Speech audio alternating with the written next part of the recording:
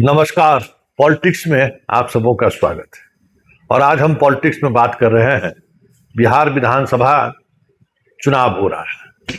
उस चुनाव में जदयू और बीजेपी ने उम्मीदवारों की घोषणा कर दी। उम्मीदवारों की सूची पर अगर गौर करेंगे तो ये आपको साफ लगेगा कि जदयू अब अपनी राजनीति मतलब अपनी दुकान अब समेटने के मूड में लग रही है। कुछ लिस्ट से ऐसा ही लग रहा है। उसी तरीके से बात बीजेपी की करेंगे तो बीजेपी अब सवर्ण और अति पिछड़ों का जो कॉम्बिनेशन जदयू का रहा है उस तरफ बढ़ता हुआ दिख रहा है।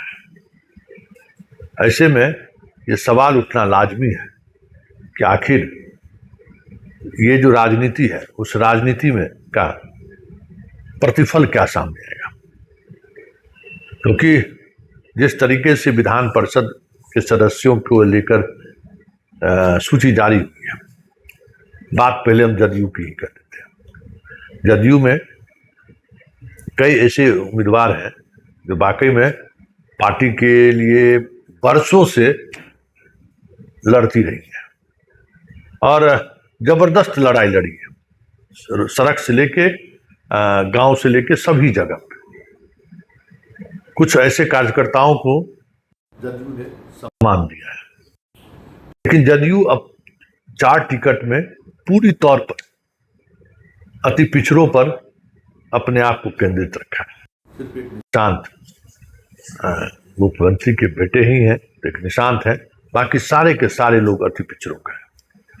सवर्ण शून्यवट्टा सन्नाटा, मतलब अब आगे की राजनीति जदयू को नहीं कर दिया। अब आगे की जो जदयू की राजनीति होगी उस राजनीति में वो बीजेपी पर पूरी तौर पर निर्भर रहेगा, सवर्ण भागीदारी को लेकर। ये साफ दिख रहा है, क्योंकि इसी तरीके की भागीदारी की कोशिश 2020 में हुई थी, मतलब 2015 के चुनाव के बाद। तो जो सवर्णों की नाराजगी हुई, चिराग के माध्यम से जो प्रगटीकरण हुआ, सुपरा साफ हो गया।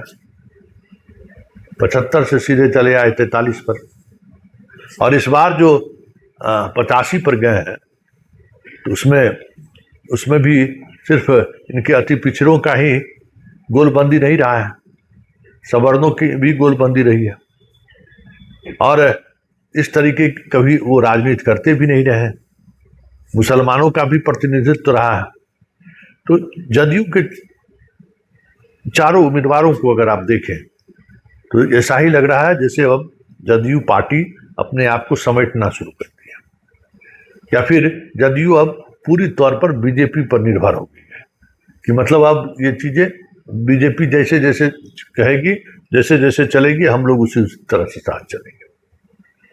और बात हम बीजेपी की करें तो बीजेपी ने 2 अति पिछड़ों को टिकट दिया है, 2 सवर्ण, एक राजपूत एक लाला।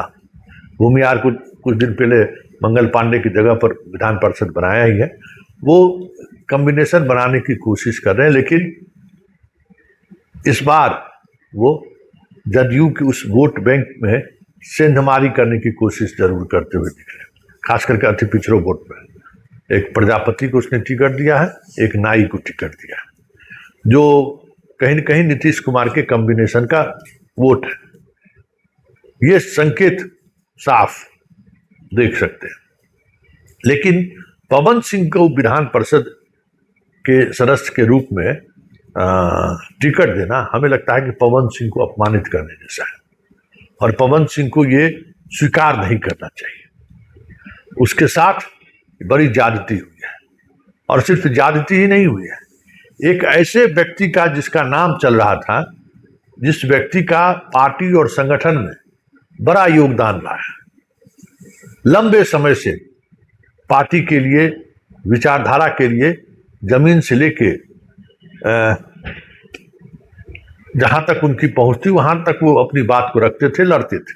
राजेंद्र सिंह की बात करें, राजेंद्र सिंह की बात की जगह पर पवन सिंह को टिकट देना, बीजेपी की भी बैंक करप्सी साफ दिख रही है कि अब उनके पास इस तरीके की राजनीति में बस एक मोहरा चाहिए, कोई पॉलिटिकल स्टैंड लेने वाला व्यक्ति नहीं चाहिए, सिर्फ एक मोहरा चाहिए। क्योंकि 2020 में अगर राजेंद्र सिंह चुनाव लड़े तो उसमें मोदी और शाह की कम बड़ी भूमिका नहीं थी। सारे बीजेपी के जितने लोग थे सब लोग चिराग की पार्टी से चुनाव लड़े थे और एक रणनीति का हिस्सा था, उसने तो बगावत नहीं की थी।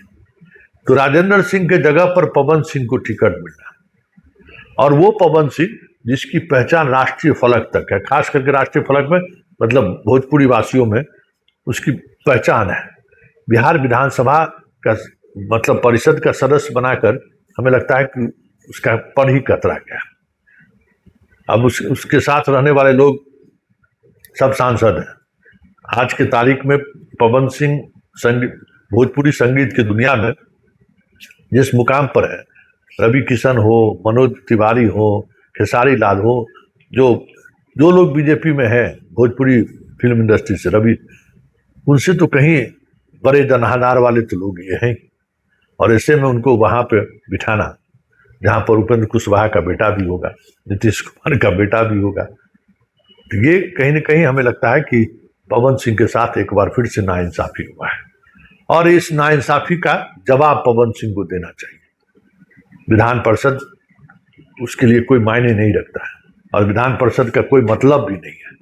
इसलिए आने वाले समय में क्योंकि ये जो राजनीति है ना, ये राजनीति अब जिस दिशा में बीजेपी ले जाना चाहती है या जिस दिशा में राजनीति चल रही है, उसमें बगावत के बगैर हिस्सेदारी मिलने वाली नहीं है। बगावत तो करना होगा, बागी तो होना पड़ेगा, नहीं तो इसी तरीके से जो योग्य आदमी हैं उनको नज़रअंदाज किया जाएगा और ऐसे ऐसे लोगों को बैठाया जाएगा जहां आप बैठने को खुद सहज नहीं होगा। चलिए, पॉलिटिक्स में फिलहाल इतना ही, इजाज़त दीजिए, नमस्कार।